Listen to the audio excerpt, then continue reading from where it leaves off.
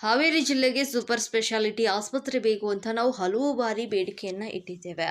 ಆದರೆ ಜಿಲ್ಲಾ ಉಸ್ತುವಾರಿ ಸಚಿವರು ಇದನ್ನು ಹೇಳಿದ್ದಾರೆ. ಸಿಎಂ ಸಿದ್ದರಾಮಯ್ಯ ಅವರು ಹಾವೇರಿಗೆ ಬಂದಾಗ ಸೂಪರ್ ಸ್ಪೆಷಾಲಿಟಿ ಆಸ್ಪತ್ರೆಯನ್ನ ಮಾಡುತ್ತೇವೆ ಅಂತ ಭರವಸೆಯನ್ನ ನೀಡಿದ್ರು. ಆದರೆ ಈ ಬಜೆಟ್ನಲ್ಲಿ ಅದರ ಕುರಿತು ಯಾವುದೇ ಘೋಷಣೆ ಇಲ್ಲ. ಒಟ್ಟಾರೆಯಾಗಿ ಹಾವೇರಿ ಜಿಲ್ಲೆಗೆ ಈ ಬಜೆಟ್ನಲ್ಲಿ ಶೂನ್ಯ ಕೊಡುಗೆಯಾಗಿದೆ. ಶಿಶ್ನಾಳ ಶರೀಫ್ ರವರ ಹೆಸರಿನಲ್ಲಿ ಬೇರೆ ಜಿಲ್ಲೆಗಳಲ್ಲಿ ಶಾಲೆಗಳನ್ನು ಆರಂಭಿಸ್ತಾ ಇದ್ದಾರೆ. ಆದರೆ ಅವರದ್ದೇ ಆದ ನೆಲದಲ್ಲಿ ಮಾತ್ರ ಹಾವೇರಿ ಜಿಲ್ಲೆಗೆ ಏನು ಸಿಗ್ತಾ ಇದೆ ಎಂಬ ಪ್ರಶ್ನೆ ಈಗ ಉದ್ಭವಿಸ್ತಾ ಇದೆ ಅಂತ ಹೇಳಿದ್ರು. ಗ್ಯಾರಂಟಿ ಯೋಜನೆಗಳಿಗೂ ಪೂರ್ಣ ಪ್ರಮಾಣದ ಹಣ ಮೀಸಲಿಡಲಾಗಿಲ್ಲ. ಗೃಹಲಕ್ಷ್ಮಿ ಯೋಜನೆಗೆ ಸಂಪೂರ್ಣ ಹಣ ಇಲ್ಲ. ಶಕ್ತಿ ಯೋಜನೆಯ ವೆಚ್ಚ 7,500 ಕೋಟಿ ರೂಪಾಯಿ ಮೀರಿದರೂ ಕೂಡ ಕೇವಲ 500 ಕೋಟಿ ರೂಪಾಯಿ ಮಾತ್ರ ಮೀಸಲಿಟ್ಟಿದ್ದಾರೆ. ಯುವ ನಿಧಿ ಯೋಜನೆಗೆ ನಯಾ ಪೈಸಾನು ಮೀಸಲಿಡಲಾಗಿಲ್ಲ.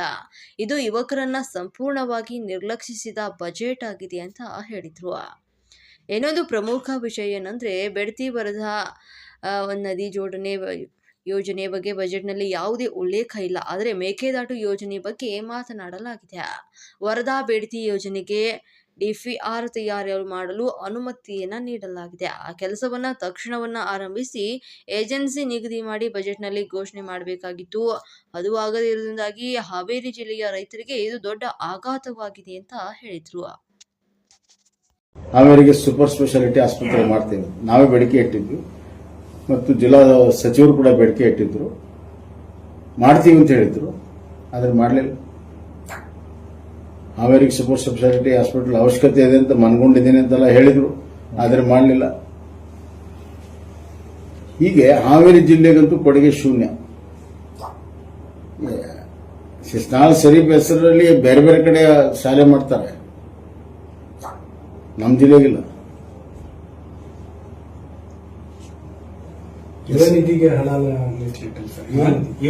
ಆಮೇಲೆ ಗ್ಯಾರಂಟಿಗಳಿಗೂ ಕೂಡ ಪೂರ್ಣ ಪ್ರಮಾಣದ ಹಣವನ್ನು ಇವತ್ತು ಇಟ್ಟಿಲ್ಲ.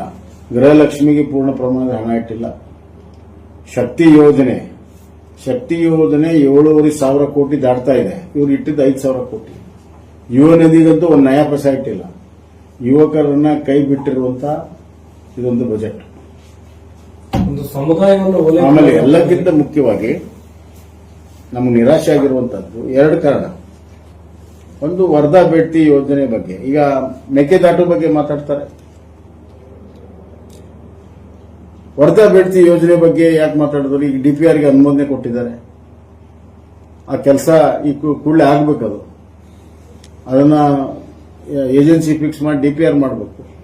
ಆ ಕ್ರಮಗಳನ್ನು ತೆಗೆದುಕೊಳ್ಳದೆ ಅಟ್ಲೀಸ್ಟ್ ಬಜೆಟ್ ಅಲ್ಲಿ ಅದನ್ನು ಕಮಿಟ್ ಮಾಡಬೇಕಾಗಿತ್ತು. ಅದು ಇಲ್ಲಿದ್ದು ನಮ್ಮ ಹಾವೇರಿ ಜಿಲ್ಲೆಯ ರೈತರಿಗೆ ಆಘಾತ ತಂದಿದೆ.